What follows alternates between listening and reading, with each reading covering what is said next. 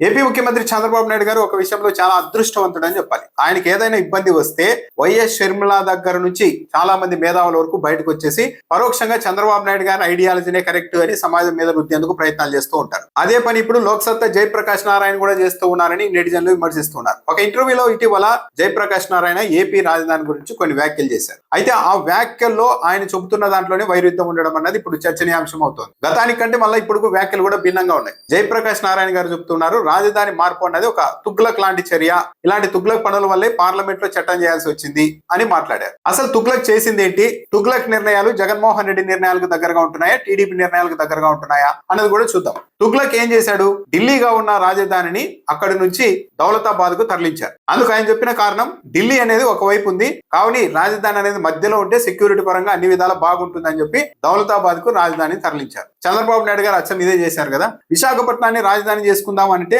లేదు, రాజధాని అన్నది రాష్ట్రానికి నడిబొడ్డున ఉండాలి, అందుకు ఇదే కరెక్ట్ అని చెప్పి అమరావతి ప్రాంతంలోనికి తీసుకెళ్లి ఆ 29 గ్రామాల్లో రాష్ట్రాన్ని ఇరికించేశారు చంద్రబాబు నాయుడు గారు. మరి తుగ్లక్ నిర్ణయాలకు దగ్గరగా ఏ నిర్ణయాలు ఉంటున్నాయి? రెండు. దౌలతాబాద్ ను రాజధానిగా చేసిన తర్వాత తుగ్లక్ ఒక విషయం అర్థమైంది. రాజధాని అంటే కేవలం కట్టడాలు మాత్రమే కాదు, జనాభా అన్నది ముఖ్యం, జనాభా లేకుంటే రాజధాని మనుగడ, పట్టణం మనుగడ అన్నది సాధ్యం కాదని గ్రహించి వెంటనే ఢిల్లీ ప్రజలందరికీ ఆదేశాలు ఇచ్చారు, మీరంతా కూడా దౌలతాబాద్ కి తరలి వెళ్ళాలి అని. అప్పుడు రాజు కదా, వ్యతిరేకిస్తే తల తీసేస్తాడు అన్న భయంతో బయలుదేరి అంతా వెళ్ళిపోయారు. కానీ ఇప్పుడైతే ఎవరు అంత బలవంతంగా ఒక ప్రాంతానికి ఎవరిని తరలించే అవకాశం ఈ ప్రజాస్వామ్యంలో ఏ ప్రభుత్వానికి ఉండదు, ఏ ముఖ్యమంత్రికి కూడా ఆ శక్తి అన్నది ఉండదు. తుగ్లక్ ఆదేశాలతో మొత్తం అలా తరలి వెళ్తున్న సమయంలో ఎంతో మంది చనిపోయారు, రకరకాలుగా ఇబ్బంది పడ్డారు అప్పట్లో ప్రజలు. సరే, అప్పుడు తుగ్లక్ రాజు కాబట్టి ఆదేశిస్తే ప్రతి ఒక్కరూ పాటించాలి కాబట్టి పబ్లిక్ అంతా ఢిల్లీ నుంచి దౌలతాబాద్ కు తరలి వెళ్లారు. మరి అమరావతిలో కూడా సేమ్ ఇదే కదా. అమరావతిలో కట్టడాలు కడతారు, నిర్మాణాలు చేస్తారు, బాగానే ఉంది. కానీ జనం ఎక్కడి నుండి వస్తారు అన్నది ప్రధాన ప్రశ్న కదా. ఎక్కడి నుండి తరలిస్తారు? విజయవాడ, గుంటూరు నుంచి తరలిద్దామంటే బలవంతంగా తరలింపులు అన్నది సాధ్యం కాదు. ఎవరికైనా సరే ఆ ప్రాంతంలో బతుకు తెరువు మనుగడ ఉంటుందంటేనే వస్తారు. కానీ అమరావతిలో అలాంటి పరిస్థితులు కనపడుతూ ఉన్నాయా? అమరావతిలో నెలకు ఓ 30,000 40,000 వచ్చే వ్యక్తి అయినా సరే అక్కడ వెళ్లి ఒక ఇల్లు అద్దెకు తీసుకొని బ్రతికే పరిస్థితులు కనిపిస్తున్నాయా? చంద్రబాబు నాయుడు గారు ఇప్పటికే చెప్తున్నారు, హైదరాబాద్ తరహాలో అమరావతిలో కూడా ఏ 100 కోట్లు 175 కోట్లకు భూమి విలువ వెళ్తుంది, అది అసలైన సంపద సృష్టి అని చెప్తున్నారు.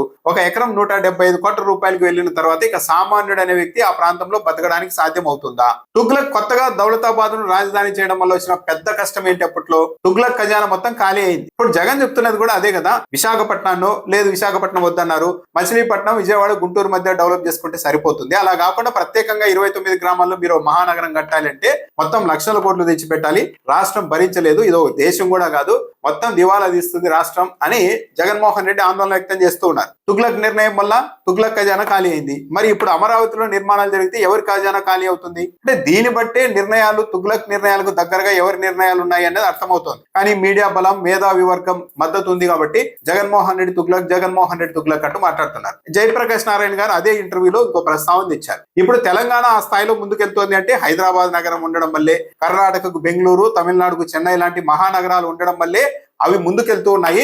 మనకి కూడా అలాంటి ఒక మహానగరం కావాలి అని అంటూనే జయప్రకాష్ నారాయణ గారు తెలివిగా విశాఖపట్నం ప్రస్తావన మాత్రం తేలేదు. విశాఖపట్నాన్ని డెవలప్ చేసుకుంటే హైదరాబాద్ తరహాలో, చెన్నై తరహాలో ఆ స్థాయిలో ఇప్పుడు కాకపోయినా కూడా ఒక రోజుకి రాష్ట్రానికి ఒక మహానగరం ఉంటుందన్న విషయం చిన్నపిల్లాడు కూడా తెలుసు. కానీ జయప్రకాష్ నారాయణ గారు మనకు ఒక మహానగరం కావాలి అంటూనే విశాఖపట్నం ప్రస్తావన లేకుండా మనం కొత్తగా ఒక గ్రీన్ ఫీల్డ్ సిటీని అయితే నిర్మించుకోవాల్సిన అవసరం ఉంది అని చెప్తున్నారు జయప్రకాష్ నారాయణ గారు. అలా మనకు గ్రీన్ ఫీల్డ్ సిటీ కావాలి అంటూనే ఇంకో విషయం కూడా చెప్పారు. ఇప్పుడు హైదరాబాద్ 30 ఏళ్లలో అభివృద్ధి చెందిందంటే ఆ అభివృద్ధి చెందిన ప్రాంతం అంతా హైదరాబాద్ కాదు, నిజానికి కూకట్పల్లి అవన్నీ ప్రత్యేక మున్సిపాలిటీలు. అటువైపు అభివృద్ధి చెందడం వల్ల ఈ స్థాయిలో అభివృద్ధి చెందింది అని చెప్తూ ఉన్నారు. కరెక్ట్. కానీ జగన్మోహన్ రెడ్డి చెప్తున్నది కూడా ఇదే కదా. మీరు ప్రత్యేకంగా 29 గ్రామాలు తీసుకొని అక్కడ అన్ని కట్టి మహానగరం నిర్మించాలంటే సాధ్యం కాదు. మీరు ఇటువైపు రండి, మచిలీపట్నం, విజయవాడ, గుంటూరు మధ్యలో ఒక రాజధాని కారిడార్ ని ప్రకటిస్తే ఆటోమేటిక్ గా డెవలప్ అవుతుంది అని జగన్ చెప్తున్నది కూడా అదే కదా. జయప్రకాష్ నారాయణ గారు ఈ వ్యాఖ్యలు చేసిన తర్వాత నెటిజన్ల నుండి ప్రధానంగా ఒక వీడియో అయితే బాగా ఎక్స్పోజ్ అవుతుంది. ఇదే జయప్రకాష్ నారాయణ గారు ఉమ్మడి రాష్ట్ర అసెంబ్లీ వేదికగా మాట్లాడారు రాజధాని గురించి కూడా.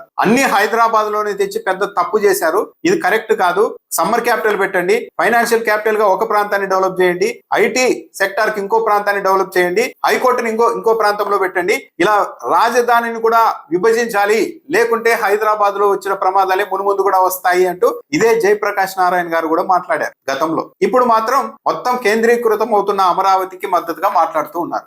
అన్ని హైదరాబాద్ లో పెట్టి కూర్చున్న రాజధానిని కూడా విభజించాలి. ఈ ప్రాంతంలో కూడా అసెంబ్లీ సెక్రటరీ ఉండొచ్చు, కానీ సమ్మర్ కాబట్టి ఇంకో చోట పెట్టండి, లేదా వింటర్ కాబట్టి ఫైనాన్షియల్ క్యాపిటల్ ఇంకో చోట పెట్టండి, హైకోర్టు మరో చోట పెట్టండి, మ్యానుఫ్యాక్చరింగ్ క్యాపిటల్ ఇంకో చోట పెట్టండి, సర్వీస్ సెక్టర్ ఇంకో చోట పెట్టండి, విద్యా సంస్కృతి మరో చోట పెట్టండి. అంతే తప్ప అన్ని ఒక చోట పెట్టి అక్కడ ఉన్న వాళ్ళందరికీ మోదం, మిగతా వాళ్ళందరికీ ఖేదం సరైన పద్ధతి కాదు.